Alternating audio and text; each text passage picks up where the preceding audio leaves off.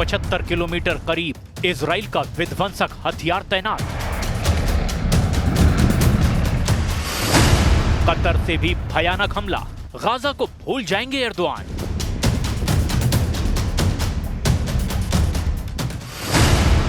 Trump के veto बम का धमाका, अरब वर्ल्ड की निकली चीख। ये अमेरिका है, इजराइल के लिए किसी भी हद तक लड़ेगा। सुपर पावर साथ है तो इजराइल अजेय है। अमेरिका ने फिर से इजराइल के दुश्मनों को दहला दिया है। ट्रंप के फैसले ने खाड़ी में महायुद्ध का काउंटडाउन ऑन कर दिया है। इजराइल ने जिस तरह आक्रामक रुख अपनाया है, उससे कई मुल्क मटिया मेट हो सकते हैं। नेतन्याहू ने कतर के बाद सबसे बड़ा टारगेट तुर्की को मान लिया है। तुर्की को काबू करने के लिए इजराइल जबरदस्त घेरेबंदी शुरू कर चुका है। एर्दोआन से टक्कर का तरीका कतर, यमन और लेबनान युद्ध से बिल्कुल अलग होने वाला है।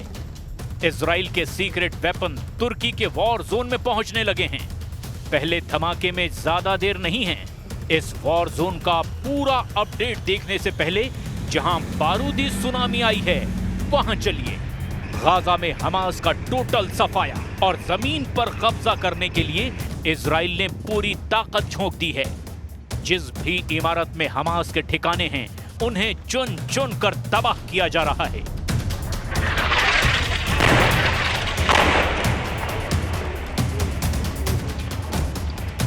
आसमान से इजरायली फाइटर जेट मिसाइलों की बरसात कर रहे हैं, तो गाजा में मौजूद इजराइल की पैदल सेना टैंक और तोप से बारूदी जलजला ला रही है।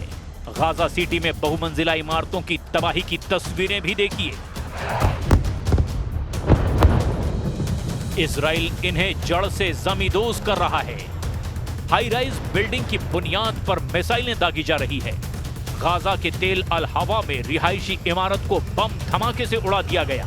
जिन शरणार्थी कैंप में हमास लड़ाकों की निशानदेही हो रही है, वहां भी बारूदी वर्षा जारी है।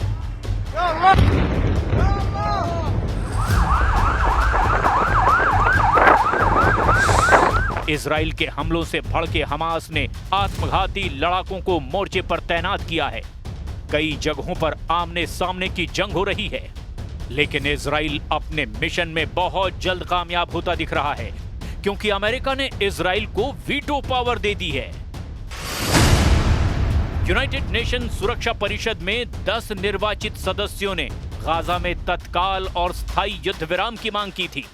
15 सदस्यों में अमेरिका को छोड़कर सभी 14 सदस्यों ने प्रस्ताव को समर्थन दिया।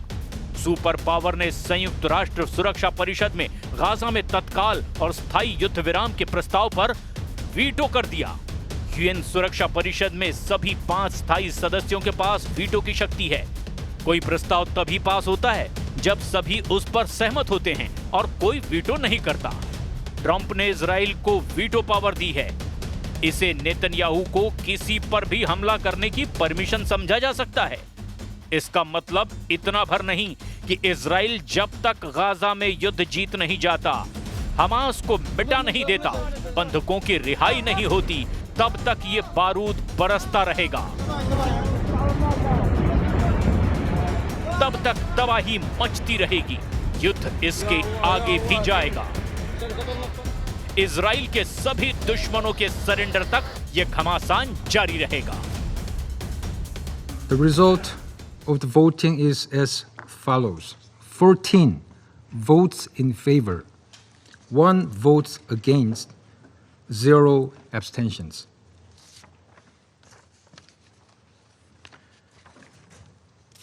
The draft resolution has not been adopted, owing to the negative vote of a permanent member of the Council. Trump के स्टैंड से अरब कंट्री ईरान और तुर्की तिलमिला उठे हैं। खासकर ईरान ने सुपर पावर और इजराइल के खिलाफ लड़ाका ग्रुप को एक्टिव कर दिया है। इजराइल पर हूथी फाइटर्स ने जोरदार हमले शुरू कर दिए हैं। ये ड्रोन हमला दक्षिणी एलाट शहर के होटल पर हुआ है। सीसीटीवी तस्वीरों में ड्रोन धमाके के बाद लगी आग को देखा जा सकता है।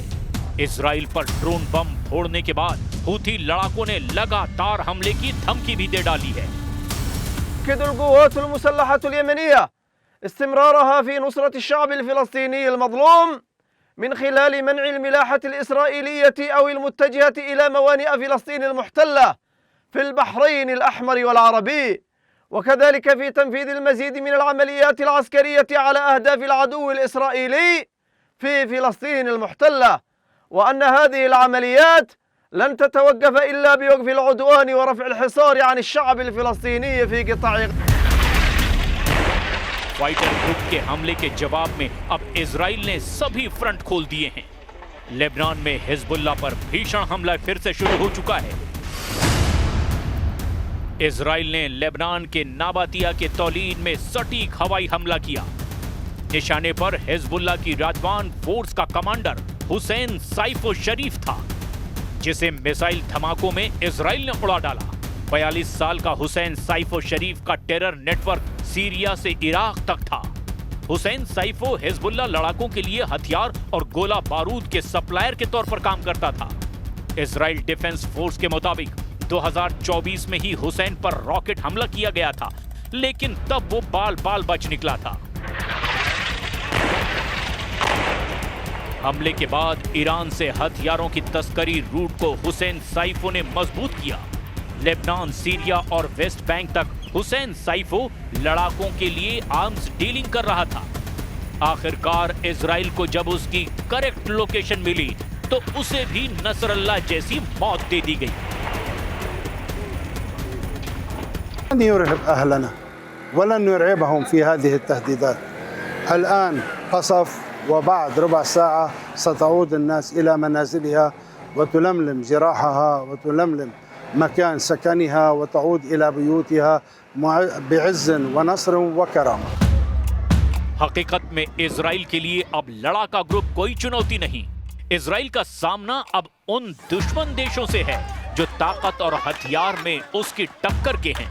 तुर्की जैसा देश तो इजराइल पर भारी पड़ सकता है, जिसे देखते हुए ट्रंप ने इजराइल को फ्री हैंड दे दिया है।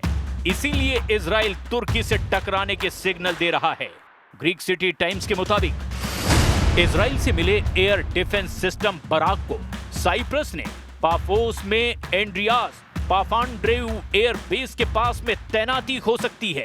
सोशल मीडिया पर सामने आए एक वीडियो में लिमासोल बंदरगाह पर बराक MX सिस्टम की डिलीवरी दिखाई गई है।